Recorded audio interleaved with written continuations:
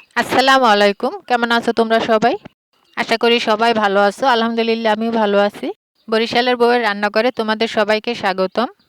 আজকে দুপুরে কি রান্না করলাম সেটাই তোমাদের সাথে শেয়ার করব। তো এখানে ছিল শিম, আলু আর ছোট চিংড়ি মাছ। আর এদিকে ছিল সাদা বেগুন, সঙ্গে বৈরিগি মাছ দিয়ে ভুনা করব। তো পুরো ভিডিওটা দেখার জন্য অনুরোধ রইল। তো প্রথমে চুলায় কড়াই বসাই দিয়ে দিলাম সয়াবিন তেল। বেগুনগুলো ভেজে নিব। এরপর বেগুনে নুন হলুদ মাখাইয়ে তেলের উপর দিয়ে ভেজে নিলাম।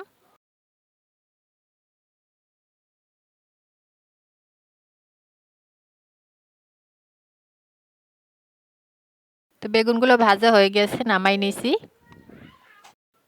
এরপর আবারও দিয়ে দিলাম সয়াবিন তেল।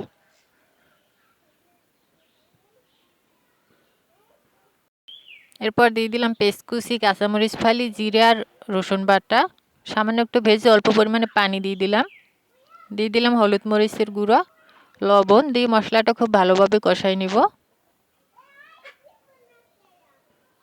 মশলা কষানো হয়ে গেছে, এখন ভেজে রাখা বেগুনগুলো দিয়ে দিলাম।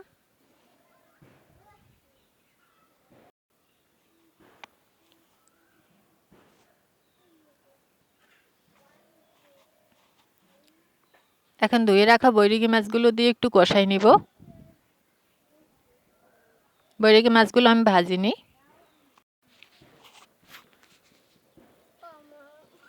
তো কষানো শেষ, পরিমাণ মতো ঝোল দিয়ে দিলাম।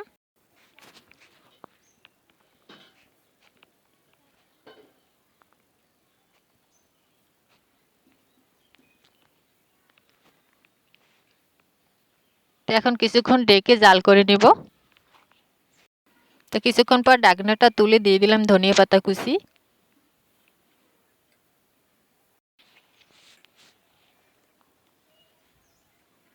তো ধনিয়া পাতা কুচি দিয়ে আরও কিছুক্ষণ জাল করে নিছি।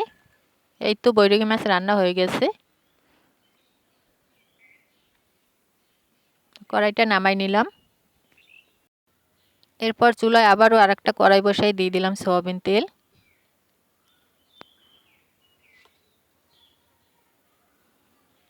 দিয়ে দিলাম পেস্ট কুচি, কাঁচামরিচ, এখানে ছিল ছোট চিংড়ি মাছ, দিয়ে একটু ভেজে নিব। তো ভাজা হয়ে গেছে, দিয়ে দিলাম অল্প পরিমাণে পানি, হলুদ মরিচের গুঁড়ো আর লবণ দিয়ে মশলাটা খুব ভালোভাবে কষাই নিব।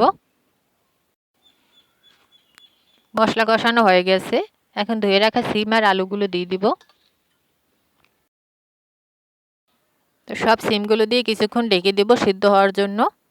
এই যে দেখো আমার সিম রান্না হয়ে গেছে। সিমে কিন্তু আজকে কোনো রকম পানি দেইনি, পানি ছাড়াই রান্না করছি। দেখো কতটা সুন্দর হয়েছে। আর এদিকে বৈরিকি মাছ। তো এদিকে আমি কিছুটা গরুর দুধ জাল করে নিছি, ভাতটা হয়ে গেছে।